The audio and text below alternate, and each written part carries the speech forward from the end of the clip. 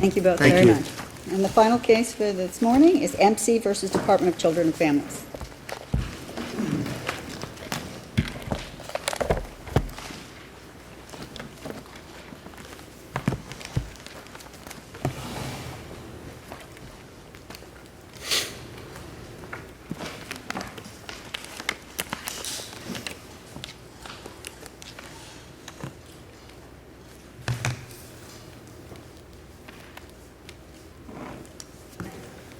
Good morning, Your Honors. May it please the Court. Kevin Colbert on behalf of the Regional Counsel's Office representing the mother, MC. Judge Rothenberg, if I may have 2 minutes for rebuttal, please. Thank you very much, yes. We're here on an expedited termination of parental rights as to this mother, MC, as to her 2 adopted children. I think, and this And because the department brought this under 39806-1F, they were required to present clear and convincing evidence that the mother engaged in egregious conduct, correct? or that she knowingly failed to protect from egregious conduct. Yes, Your Honor. Yes. That's exactly right. And I think this all comes down to this court needs to determine whether the trial court below received sufficient, substantial, competent evidence to support this termination. Clear and convincing evidence. Clear and convincing to support this when their expert witness, the CPT Dr. Byler, was unable to testify whether this was purposeful, intentional, or accidental. And that's the main problem with the case, isn't it?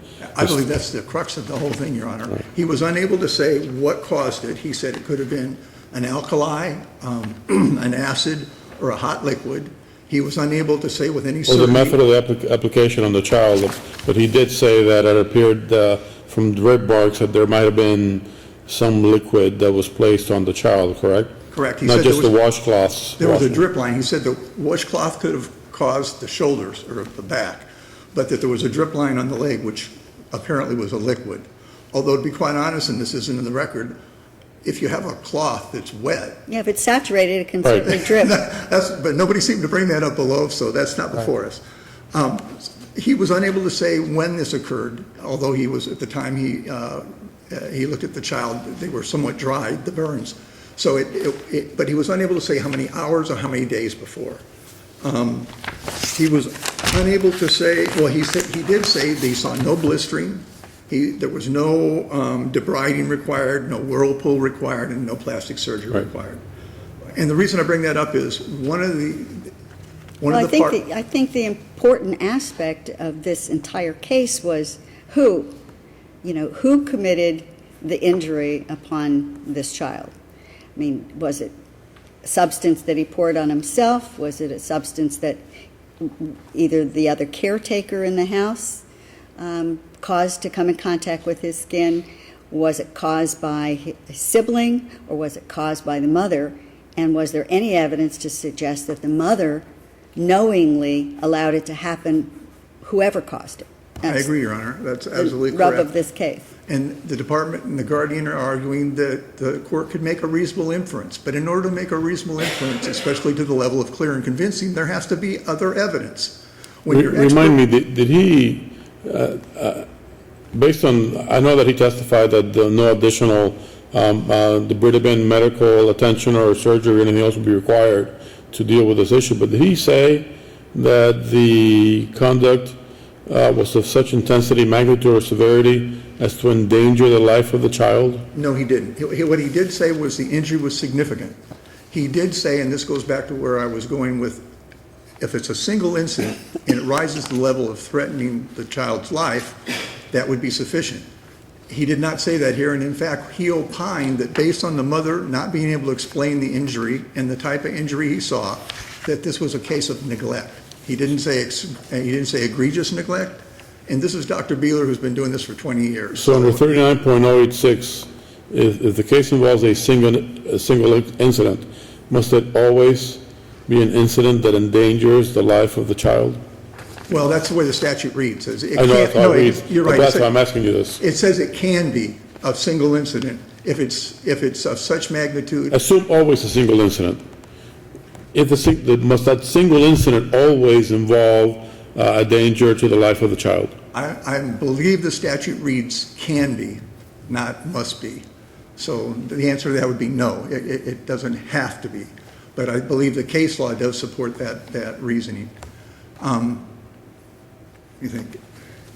I think 8061F2 does say egregious conduct may include an act or omission that occurred only once but was of such intensity, magnitude, or severity as to endanger the life of the child. May. I mean, think that's what he's asking is, does it have to be? No. That's the May first include- part. Right, Oh, it okay. may include a single act is what may means. But the act has to be, okay. As, essentially, as long as it was of such intensity, magnitude, or severity to endanger the life of the child. Thank you, Judge. That's how I read the That statute. is how I would read I it. stand corrected, again. That makes two of us that read the statute that way. So are you aware of any cases? Actually counted as three. Are you aware of any cases that stand for the proposition that endangerment to the life of the child does not have to factor into the equation? No. When it's a single incident. When it's a single When- incident? Yeah, no, not when it's a single entity. And again, I think this goes back to, I'm not aware also of any case out there where the trial court and the department and the guardian are relying in part on a line of cases that say where neither parent, where the child was in the sole custody of parents and neither parent can explain what happened. Right. But I'm unaware of any of those cases where it doesn't say that the child was abused, abandoned, or abused or neglected intentionally.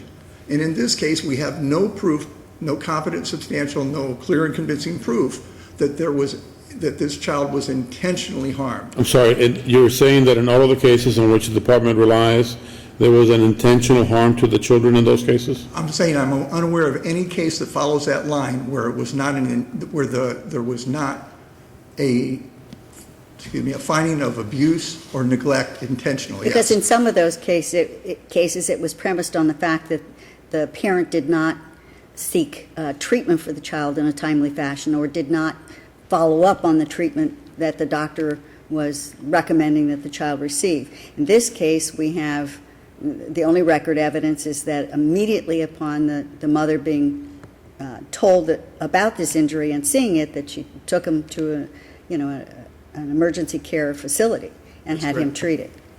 That's correct, Your Honor, and that would be, the failure to get medical help would be an intentional act. Right. So that's what I'm saying, is that line of cases, I'm unaware of anywhere in there where this kind of proof was put forward where it could have been an accident, according to their own expert.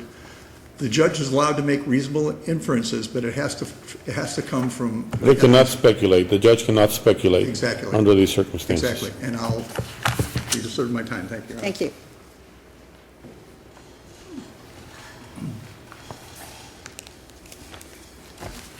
May it please the court, Carla Perkins for the department, Laura Lee for the Guardian program. We will split the time, 8 minutes for the department, 2 minutes for the Guardian program. The case is a case of one where I understand the court is concerned about the fact of the mother intentionally doing the act. Or knowingly Or knowing failing about to it. prevent the act from occurring. What evidence supports either of those theories? What the evidence actually does support is the fact where at the time the child was burned, because Dr. Beeler did talk about the fact that the burn appeared to be a caustic burn. His testimony and going to...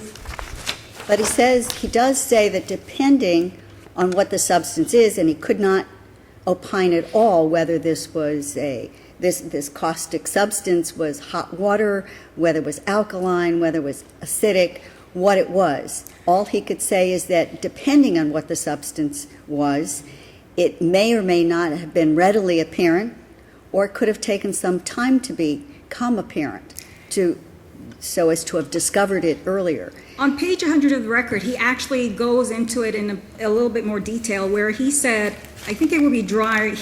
I would suspect if it was brand new.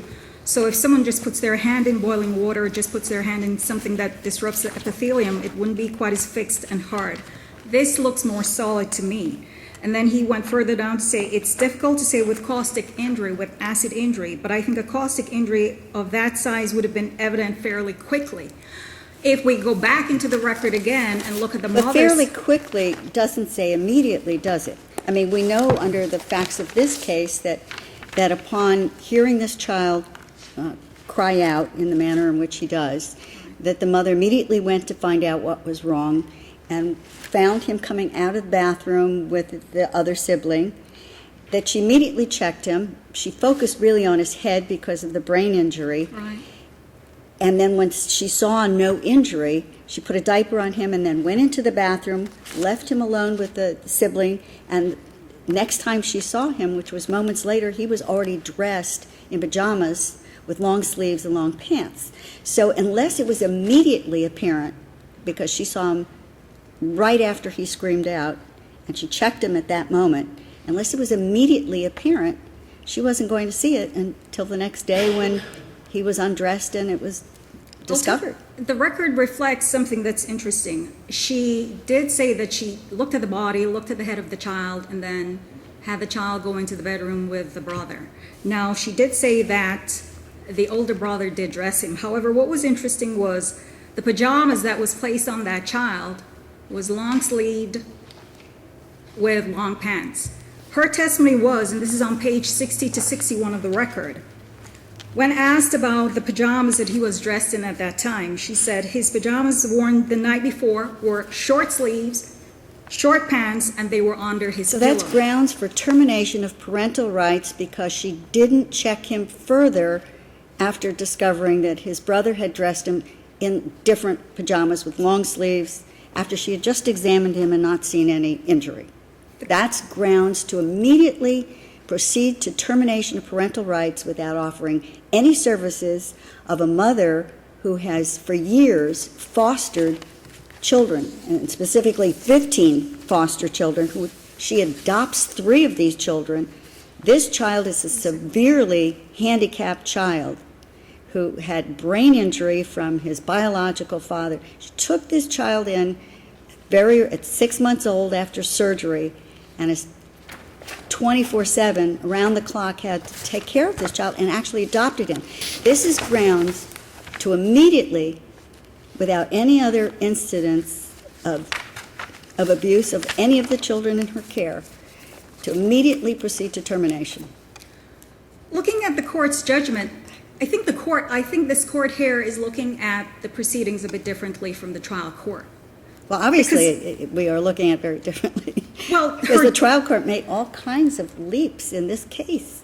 Well, the trial court made a finding, page 431 of the record, paragraph 27. What the court said was, mother testified that the child was never aggressive or violent. That's an older sibling. She found that when the mother said the child cried out and then said the brother did the act that she said the brother did to EC was after the fact that he cried out. So the court made a finding, the court finds it counterintuitive that the child's injuries were seen the following Is day that clear and after mother convincing evidence? testified. I'm sorry? Is that clear and convincing evidence, the court's finding that it's counterintuitive, that the injuries occurred in a certain way? Well, the court is making a clear and convincing finding, and the court is basing it No, on... well, the court may say it's making a clear and convincing finding, but the competent substantial evidence has to support the clear and convincing finding, right? Right, correct. So it's not enough for the court just to say it. Can I ask a question? 39806-1F provides 2 alternative methods by which termination can be justified. I'm curious which of the 2 you are relying upon in the court's judgment for justification here. It would be the single act. That the parent engaged in egregious conduct? Well, the parent engaged or the parent knew. I'm asking which of them are you Well, the relying department on? is relying on the fact that, the court made a finding, but the department was proving that even if the mother did not do I'm it to the asking child. which is it? Is it that the mother engaged in egregious conduct, or is it that the mother had the opportunity and capability to prevent and knowingly failed to prevent egregious conduct? Which is it that you claim the evidence supports? The evidence does support that the mother knew that the child had the injuries, and instead of taking the child to immediately be seen by a doctor, because of the fact is... So I just want to make sure, because we want to compare apples to apples, so I need to make sure. So if I'm understanding you, you are not relying upon a finding that the mother herself engaged in the egregious conduct of burning the child, but rather she knew it either was happening or had happened and failed to act, knowing that it had happened at the earliest opportunity to seek help. Is that Correct. So tell me what evidence there is that supports a finding clearly and convincingly that the mother knew the harm had happened and that as soon as she knew, she failed to get treatment for the child. Tell us, if you would, what evidence there is in the record to support that determination. Dr. Beeler's testimony, and I would point back to page 100 of the record, where he is clear that even though it would not show up, it may not have showed up immediately, he says, I don't know if I can say instantly, but I think fairly quickly. The fact is, he also described the child as experiencing discomfort. So a couple days later, when he describes the burns as more hard, because it's more solidified, he says that the child was exhibiting pain. No, but here's what he says. He's going back to page 100 of the record. He says, but the injury would at least be noticeable, and had it occurred within less than an hour or within a minute. His answer: it's difficult to say with caustic injury, with acid injury. But I think a caustic injury to that site would have been evident fairly quickly. I don't know if I can say instantly, but I think fairly quickly. Again, caustic injuries that are not properly treated, the caustic agent can stay on the skin or in the body part and continue to cause problems for a while. So it's very difficult to say with certainty the time frame between when he was injured and when I saw him. Don't forget, he saw him 2 days after the fact. Or the time frame when the time of whatever it was that touched the skin and the skin changes occurred. This is different than hot water. Obviously, if you have hot soup thrown on you, you have changes that are pretty quick. Although not always, all injuries to the skin have a maturation process that changes over time. So he specifically says he doesn't know. It depends on the substance that caused this injury as to how quickly you would have noticed it. And he said if it's left on the skin, then it's going to cause changes and can burn the skin. It may not immediately burn the skin. Right, he said, and he couldn't tell immediately, but he said, here, I don't know if I can say instantly, but I think fairly quickly. The fact is, the mother saw the child. The child was dressed in long sleeves and long pants. It's strange that the very pajamas, the short sleeve and the short pants that was underneath the pillow, which is what the child had worn the night before, that he wasn't dressed in the very same thing. But she had just examined him and not found any injury. And she testified, and there's no evidence to dispute it, that he was not acting in distress at all after that. Okay, but the problem here is the mother testified that after he was in the bedroom dressed is when she saw the child with the cloth. This is part of the problem that the lower court was having also with the evidence before. We don't know what this cloth's relationship to the injury is in this case. We don't know whether the child was injured in the bathroom and what this cloth was being used for. I mean, she did confront the sibling and ask, what's with the cloth, and he said it just has water on it. I mean, for all we know, the substance was on the cloth and was rubbed on the child's back. Or the cloth was being used to rub the substance that was already on the child's back off of his back, which would have, potentially caused the cloth kind of condition on the back, but without having reached the drip marks, you'd have a different injury. We don't know what the relationship to this cloth is to the injury because there's no evidence as to exactly when the injury occurred, whether it occurred in the bathroom or it occurred subsequent to the child being in the bathroom, correct?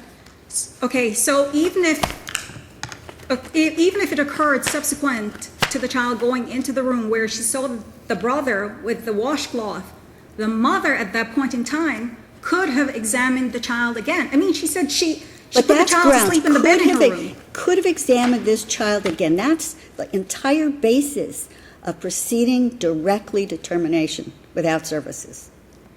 The severity of the case hinges on the fact that you have a 9-year-old child who basically is like an infant, where a parent would be very diligent. If something happens to a child, the parent is going to be very diligent with a baby. This 9-year-old is just like a baby. But this And the isn't a fact- case in which the child's life was threatened, correct? Dr. Beeler testified to the fact that the burn injuries were significant, Right? certainly potentially scarring injuries, potentially life-threatening injuries, because he said any burn that is big has potential for being that. And he said the child was in the custody of a caretaker who had no explanation for the burn. That's But no page additional 99. significant treatment was necessary, he said, right?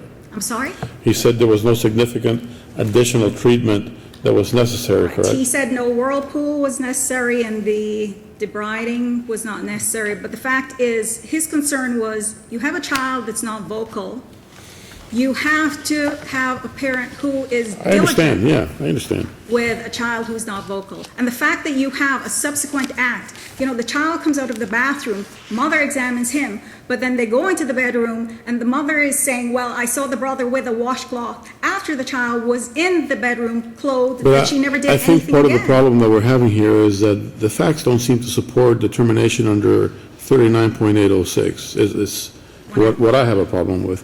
And by the way, I have a little problem with one of the findings in the order, paragraph 29. The facts indicate that Eric Carter suffered extensive burns to his back and arm. It is not likely that Giovanni Carter was the source of the burns.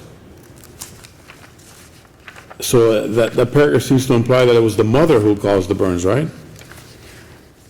Yes, Was there any evidence of that? She implied, well, there is no, I cannot say that I read through, because I read through this record twice. So I would not stand here and say that I saw in the record where mom definitely did it.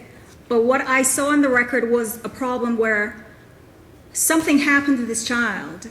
At the time that he cried out, mother says that she examined him, but then after he's placed in the bedroom and clothed by a sibling, that the mother is saying she thinks the sibling is the one who did it, she leaves that very sibling to then clothe the child, and then when she's in the bedroom with the child clothed, she sees the sibling with a washcloth and she doesn't re-examine the child. All of which are excellent points, and no one here is suggesting that some proceedings might not have been appropriate, but we're here on a termination of parental rights petition that was granted on what seems to be a pretty thin record, and at least if you read between the lines, appears to be the trial court implicitly rejecting each and every aspect of the mother's testimony, even though there is no contradictory evidence, at least not under a standard of clear and convincing. Because you yourself have acknowledged that the justification that you're seeking for this judgment is not that she could have prevented the incident from happening,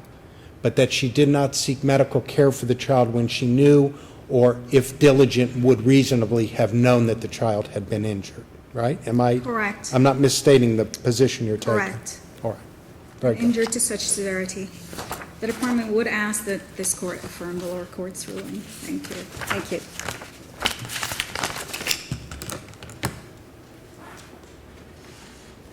May it please the court? Laura Lee with the Guardian Ad Litem program.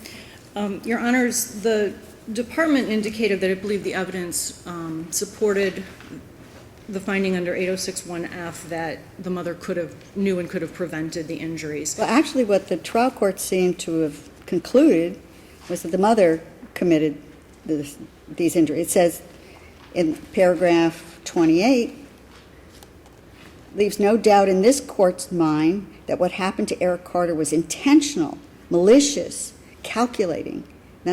It starts off with that. What evidence is there in this record to in any way suggest that these injuries were intentional, malicious, and calculating? In terms of the intentional finding by the court, I think first and foremost is the significance and severity and the scope of the burns at issue. I mean, this was not just an isolated area. It was all over the child's back, over his shoulder, down his arm, So down you're his saying leg. that if a child is standing in a room and a can of some caustic substance accidentally is knocked off a shelf and spills all over the child's body, that is grounds to make a finding that it was intentional, malicious, and calculating because of the extent of the injury? Absolutely not. And if I may continue, I think that's that's a main fact supporting the intentionality. Also, the fact that Dr. Buehler testified that ordinary household cleaners would not have caused this burn, I think is quite significant. The mother listed the household chemicals that she kept in the house, which ones were locked, which ones were unlocked, which ones the sibling had access to, and which ones he didn't. And Dr. Buehler testified that none of those substances, in his opinion, would have caused the extent of these burns. Unless they're That's part of the left- problem. Yeah, unless they're left on the skin for a long period of time. Because he testified that certain substances take some time to cause injury, and that the longer they're in contact with the skin, the greater the injury is going to become, correct? Yes, yes. So if something had spilled on this child or was poured on this child, and it's left on his body, let's assume for a moment that for whatever reason, some chemical spilled on this child. Okay. And his brother was present when it occurred. And he takes a washcloth with water and tries to wash it off, and it doesn't get very much of it off. Wouldn't that substance continue to eat away at the skin of this child until perhaps the next day it has now become a serious injury? I would agree, Your Honor, but under that hypothetical, there would also... Bleach can do that. I mean, we're Yes. talking about bleach. Right, but under that hypothetical, there also would have been, the mother said she didn't see anything, didn't smell anything. If something had accidentally spilled on the child, there would have been a container, there would have been an odor, there would have been something that the mother could have pointed to. If it occurred at that location at that time. Correct. If it occurred elsewhere, maybe not. Well, Because remember, part of the hypothetical that Judge Rothenberg offered is that the substance fell on the child at some point in time and stayed there, right? So it could have occurred at some other point when no one else was aware. that's I mean, possible. we're all engaging in speculation here, Sure, and none of it right, is supported by the record, Right. right? And including maybe some of the findings of the trial court. But what I think is significant here is that the record shows that the mother was the primary caregiver for this child, if not the sole caregiver, and there's some Well, dispute about that. not the sole. Right, but but the primary primary, caregiver, yes. and this was a severely disabled, nonverbal child. The mother specifically testified at page 37 of the record that after she had heard EC cry out in the bathroom and checked him and he was dressed in his pajamas, that she tucked him into her bed because she wanted to keep an eye on him throughout the night. She was on notice that something might have been wrong.